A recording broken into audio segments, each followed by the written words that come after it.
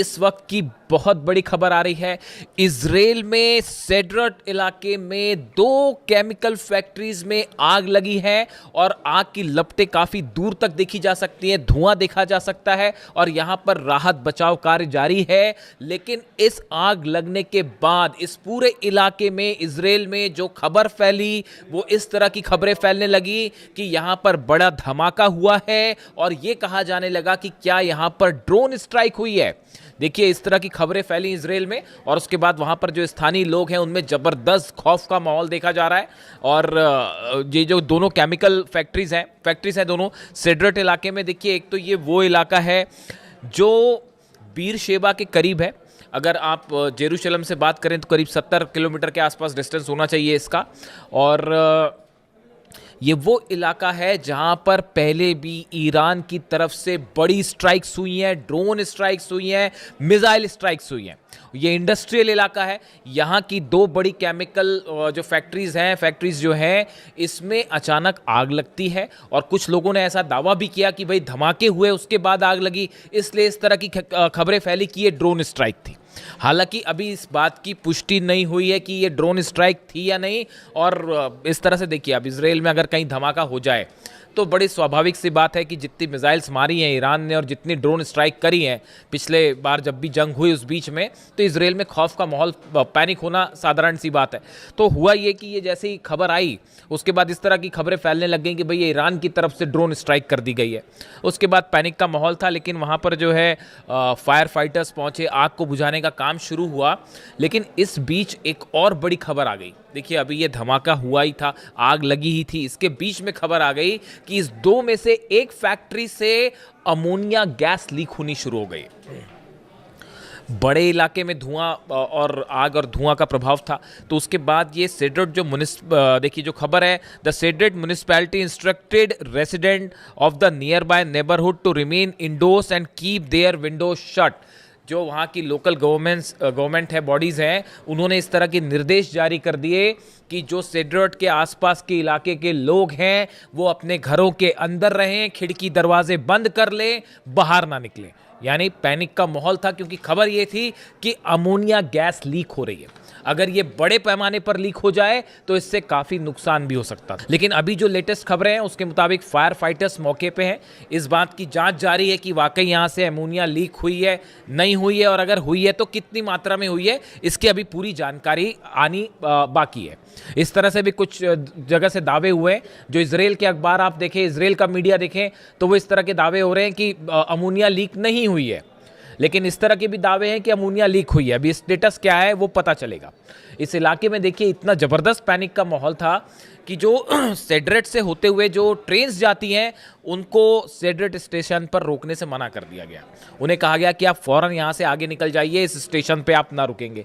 आसपास के जो रेसिडेंशियल इलाके थे उनको काफ़ी घरों को खाली करवा दिया गया। जो थोड़े डिस्टेंस पे घर हैं उनको कहा गया कि आप घर के अंदर रहिए, बाहर मत निकलिए।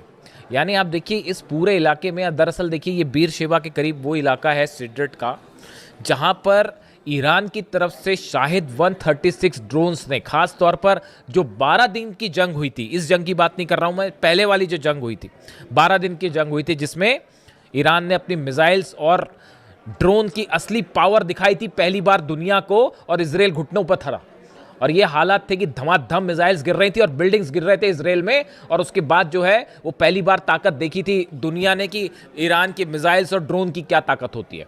तो उस समय भी ये जो सेड्रट इलाका है, जो इसका इंडस्ट्रियल इलाका है, इस पर काफ़ी ड्रोन स्ट्राइक्स हुई थी। देखिए, ईरान में लगातार अमेरिका की तरफ से धमकियां आ रही हैं कि जो है हम वहाँ के जितने ऑयल स्टेशंस हैं उनको निशाना बनाएंगे, एनर्जी स्टेशंस को निशाना बनाएंगे, वगैरह वगैरह, इंडस्ट्रियल एरिया को निशाना बनाया जा रहा है। इन हालात में नेतन्याहू जब डोनाल्ड ट्रंप से मिलने वाले हैं उसके ठीक पहले इजराइल के एक इंडस्ट्रियल कॉम्प्लेक्स में आग लग जाती है, तेजी से फैल जाती है और इस तरह से धमाके और ड्रोन स्ट्राइक की खबरें फैलने लगती हैं। इसके बाद सबको यही लगा एक बार कि ये ईरान की तरफ से, जैसा कि ईरान ने पहले ही कह रखा है कि अगर हमारे पर हमले जारी रहे या अगर हमें ज़रूरत महसूस हुई प्रीएम्प्टिव स्ट्राइक की तो हम पहले स्ट्राइक कर देंगे। इस तरह की बातें भी ईरान की तरफ से कही गई। तो ऑलरेडी पैनिक फैलना लाजमी था। तो उसके बाद हालात ये है कि अब वहाँ पर जो है काफ़ी सारी जो है फायर ब्रिगेड की गाड़ियाँ हैं और वो आग वाग बुझाने के काम में लगी हुई है। अभी किसी तरह की ड्रोन स्ट्राइक की कोई कन्फर्मेशन नहीं आई है। अगर कन्फर्मेशन आती है तो हम आपको बताएंगे, लेकिन फिलहाल इस पूरी घटना से अच्छा खासा पैनिक जो है वो इजराइल में देखने को मिल रहा है। अब देखिए, इसी बीच एक और बड़ी खबर है, मैं अगले वीडियो में इसकी चर्चा करूंगा आपसे, कि इराक में जो स्ट्राइक्स की गई हैं खासतौर पर इरबिल में ईरान की तरफ से, वहाँ इराक में अभी भी हमले जारी हैं, वहाँ पे अभी भी जो है वो दुश्मनों के खिलाफ ईरान की कार्रवाई जारी है। उसमें इजराइल के कुछ सीक्रेट अड्डों को निशाना बनाया गया है। इस पर अभी डिटेल्स ज़रा आ जाए आपसे शेयर करेंगे। और इस बीच देखिए, जो खबर है ही कि नेतन्याहू और डोनाल्ड ट्रंप की मुलाकात होने वाली है, इस पर पूरी दुनिया की नज़रें हैं कि डोनाल्ड ट्रंप और नेतन्याहू की मुलाकात में क्या होता है। पिछली बार भी जब हमले हुए थे ईरान पे, जंग शुरू हुई थी, तो उसके पहले दोनों की मुलाकात हुई थी। अब बड़े सारे ऑप्शंस जो हैं इसकी अमेरिका की मीडिया आपस में चर्चा कर रही है। ईरान की तरफ से साफ है स्टेटस, आप मिलिए मत मिलिए, जो करना है करिए, ईरान का जवाब तैयार है। हमला करोगे तो हमला मिलेगा, बातचीत करोगे तो बातचीत मिलेगी। जैसा चाहता है अमेरिका, जैसा चाहता है इजराइल, उसको वैसा जवाब दिया जाएगा। ईरान का स्टेटस बिल्कुल क्लियर है। वो अभी तो जवाब यूक्रेन को देने की हो रही है, क्योंकि कैस्पियन सागर में जो हमला किया है अभी तैयारी उसकी चल रही है। वो खुर्रम शहर 4 कभी भी फायर हो सकती है। जवाब जरूर मिलेगा यूक्रेन को, ये बात तो तय है। अब देखिए, इस बीच जो खबर है, 2-3 ऑप्शंस जो हैं जिस पर विचार हो रहे हैं। पहला ये कहा जा रहा है कि डोनाल्ड ट्रंप और नेतन्याहू की मुलाकात के बाद ये प्लान तैयार हो सकता है कि अब हॉर्मूज में एक्शन की जिम्मेदारी नेतन्याहू की। कई सोर्सेज ऐसा दावा कर रहे हैं कि अब हॉर्मूज में अभी तक अमेरिका ने अपने 18 जहाज लेके वो खड़े रहे, कुछ कर नहीं पाए। हॉर्मूज अभी भी पूरी तरह से ईरान के कंट्रोल में, परिंदा भी पर नहीं मार सकता वहाँ ईरान की इच्छा के बिना। तो अब ऐसे में बताया जा रहा है कि हो सकता है कि नेतन्याहू को हॉर्मूज का कंट्रोल दे दिया जाए, कि बस जिम्मा दे दिया जाए कि भैया अब यहाँ पे ईरान से आप लड़ो, हम नहीं लड़ सकते। तो एक ऑप्शन ये है कि इजराइल की एंट्री हॉर्मूज में होने जा रही है, वहाँ पर ईरान उसके लिए तैयार बैठा हुआ, कह रहा है आप आइए, हम बताते हैं, हमारी अबू मेहदी रेडी है, तो वो अलग तैयार है। दूसरा ऑप्शन ये बताया जा रहा है कि अब अमेरिका में मिड टर्म पोल्स होने हैं।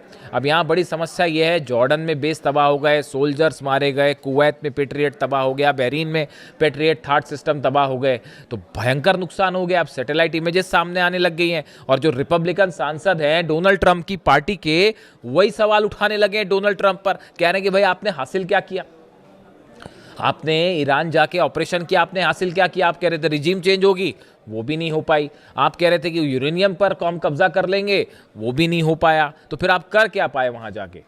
जंग आप जीत नहीं पा रहे हो, अंदर आप कदम नहीं रख पा रहे हो। तो अब ये रिपब्लिकन, ये मैं नहीं कह रहा, ये सीनेटर्स और रिपब्लिकन पार्टी के सदस्य डोनाल्ड ट्रंप पर सवाल उठा रहे हैं। तो इससे आप अंदाज लगा लिए कि मिड टर्म पोल का क्या होना है। तो डोनाल्ड ट्रंप वहां भी घबराए हुए हैं कि भाई चुनाव हार गए तो फिर बड़ी फजीयत हो जाएगी कि ईरान ने हराया, चुनाव भी हार गए। तो अब उसकी भी चिंता सताई जा रही है। तो अब नेतन्याहू से मुलाकात है। तो अब देखिए, तरह तरह की खबरें हैं, लेकिन इस बीच एक बड़ी जो गौर करने वाली बात यह है, अमेरिका के जो फाइटर जेट्स हैं, हथियार हैं, इन सबका प्लेसमेंट, लोकेशंस और मूवमेंट बाकायदा जारी है। मतलब वो कहने की बात वही है कि डोनाल्ड ट्रंप ने जैसे ये कहा कि साहब अभी हम फिलहाल मैं ईरान पर हमला नहीं करूंगा, जैसे ही डोनाल्ड ट्रंप का ये विचार सामने आया, उनकी ये बात सामने आई कि डोनाल्ड ट्रंप ये कह रहे हैं कि अभी फिलहाल जो है ऑपरेशन सस्पेंड है, मैं ईरान पे हमला नहीं करूंगा, वैसे ही ईरान ने जो है वो हमले की दुगनी तैयारी शुरू कर दी कि अब जरूर हमला होगा। जब भी डोनाल्ड ट्रंप बोलते हैं तो वो अपनी बात से पलट जाते हैं। मतलब उनको हमला करना होगा तो बोलेंगे जी मैं नहीं कर रहा, और हमला हो जाएगा। ईरान तैयार है उसके लिए। यानी डोनाल्ड ट्रंप का ये कहना कि मैं हमला नहीं करूंगा, उस तो ईरान और अलर्ट हो गया है। उसने अपनी और जो है मिसाइल तैनात कर दिए हैं, और वो जो है ईरान की सेना के जो प्रवक्ता हैं उनकी तरफ से बयान आ गया कि उन्होंने अपनी लोकेशंस गिना दी है कि भाई सऊदी में ये लोकेशन है, यूएई में ये लोकेशन है, कतर में ये लोकेशन है, और अगर हमला होगा सब पर एक साथ मिसाइल मारी जाएगी। तो उन्होंने अपनी एक अलग लिस्ट जारी कर दी है, और इजराइल अलग निशाने पर आ गया है। कल ही ईरान की तरफ से बयान आया था कि अगर जो अब हमला होगा तो कुछ हो ना हो, इजराइल पर तो हम जरूर हमला करेंगे। अगर अब हम पे हमला होता है, ईरान का स्टैंड साफ है, अगर ईरान पर कोई भी हमला होता है, कहीं भी हमला होता है, तो हम इजराइल पर जरूर हमला करेंगे। खासतौर पर अगर पिकेक्स माउंटेन पर हमला हुआ तो इजराइल निशाना बनेगा। अब इस बीच लग गई आग। अब सेड्रेट में इस समय आग लग गई, और फिर खबर इस तरह से फैल गई कि धमाका भी हुआ था और ड्रोन स्ट्राइक तो नहीं, तो वो उसको इस तरह से लेने लगे। हालांकि अभी ऐसी खबरें नहीं है, लेकिन चूंकि आग लगी, पैनिक की बात थी और अमोनिया फैलने वाली बात थी, इसलिए आप तक पहुंचाना ज़रूरी था। इसके अलावा अब देखिए, एक तो ऑप्शन ये हो गया, अब एक और नया जो है वो सोर्सेस से नई हलचल और शुरू हो गई है कि डोनाल्ड ट्रंप को उनके कुछ एडवाइजर्स ये बता रहे हैं कि भाई देखिए असल में हुआ ये जो इनसाइड स्टोरी है, एक बैठक हुई, मैं इसका जिक्र पहले भी कर चुका हूँ, आपको बताता हूँ मैं। अमेरिका में एक बैठक होती है, उस बैठक में जनरल डेनकेन शामिल थे, चीफ जॉइंट ऑफ स्टाफ, वो शामिल थे, हेजगेट शामिल थे, डोनाल्ड ट्रंप और तमाम एडवाइजर्स इनके साथ शामिल थे। ब्रैड कूपर जो है उनसे बात की गई, सेंटकॉम के जो चीफ हैं, जो ऑपरेशन देख रहे हैं ईरान के, तो सेंटकॉम चीफ जो है उनकी तरफ से बयान आया कि देखिए हमने ईरान के ऊपर जितनी एयर स्ट्राइक करनी थी वो कर ली, अब इससे और ज़्यादा हम जो है कोई अपना गोल हासिल नहीं कर सकते। उन्होंने सच्चाई कबूल कर ली असल में ये कि हम जितना नुकसान कर सकते थे ईरान का। एयर स्ट्राइक, देखिए हर ऑपरेशन की एक सीमा होती है, आप एयर स्ट्राइक करके किसी को हरा नहीं सकते, किसी देश को। तो अमेरिका का वो ब्रैड कूपर का कहना है ऐसा है, हमने जितनी एयर स्ट्राइक करनी थी वो कर लिया, अब हम ईरान को और एयर स्ट्राइक करके हम कुछ हासिल नहीं करेंगे। तो अब एयर स्ट्राइक करके हासिल नहीं करेंगे तो कैसे हासिल करेंगे? तो फिर उसका एक ही ऑप्शन बचता है, ग्राउंड ऑपरेशन करिए, सोल्जर्स को अंदर ले जाइए। डोनाल्ड ट्रंप ने आज वो एक और फिर डाल दिया पोस्ट, एक तो वो B-2 बॉम्बर के साथ दिखाई दे गए और फिर खार्ग आइलैंड पर हमला करते हुए एक सोशल मीडिया पे पोस्ट डाल दी। तो उसके बाद ये स्पेकुलेशंस चल पड़े कि भाई अब ग्राउंड ऑपरेशन होने वाला है, उसके लिए ईरान अलग तैयार बैठा है। एक भी कदम रखेगा सैनिक तो वो उसने अपनी प्लानिंग कर रखी है, ग्राउंड ऑपरेशन का बदला ग्राउंड ऑपरेशन।